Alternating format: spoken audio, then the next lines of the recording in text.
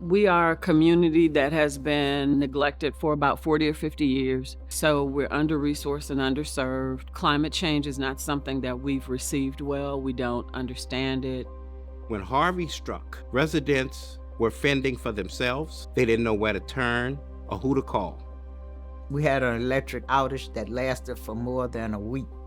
They were flooded out of their homes. It was a shortage of food, a shortage of everything. Northeast Houston is unique in that it has a lot of neighborhoods, historically Black, Latino, as well as organizations that have grown up fighting for justice. My name is Dr. Robert Bullard. I'm the director of the Bullard Center for Environmental and Climate Justice. Environmental justice embraces the principle that all people and communities are entitled to equal protection of our environmental, climate, energy, housing, health, as well as human rights. And that means communities' voices must be heard, must speak for themselves, and must be in those rooms when decisions are being made.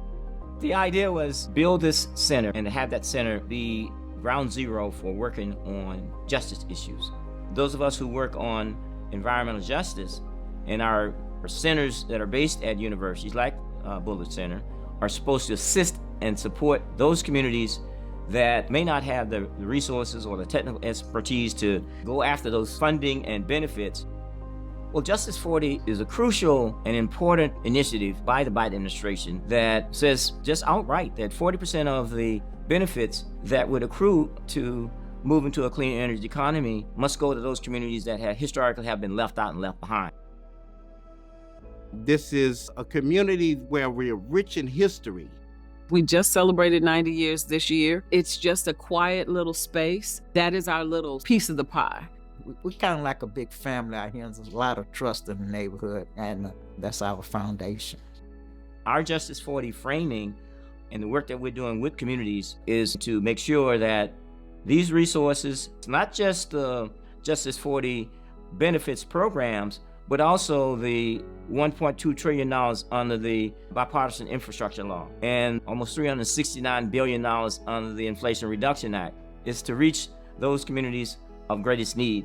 It's been exciting because Dr. Bullard and Dr. Wright, they were better able to see that we were in no way equipped to do what Justice40 said we could do. And these things happen all the time. These initiatives roll out, and we can't tailor it to our community because we don't know how it affects us. The idea behind resilience hubs was that we would have some places identified across our community so that if we had disasters, we would be able to get people in there, they'd be able to get great information, and it's an additional resource closer to home. This is my garage. At this point in time, we have 4 that are fully stocked. We also have 4 in the different communities on the other sides of town that we are getting ready to store and stock stuff. During a flooding event, want to go out and do water rescues or go and check on folks and they're waterlogged, they can use these. They can inflate it in like 5 minutes flat and just go out into the neighborhood and do checks on people.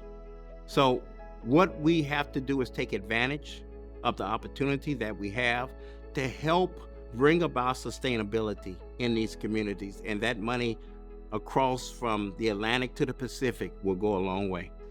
We've never had the kinds of resources that can be deployed to be used in a way to solve problems and to make our communities healthy, livable, sustainable, and resilient.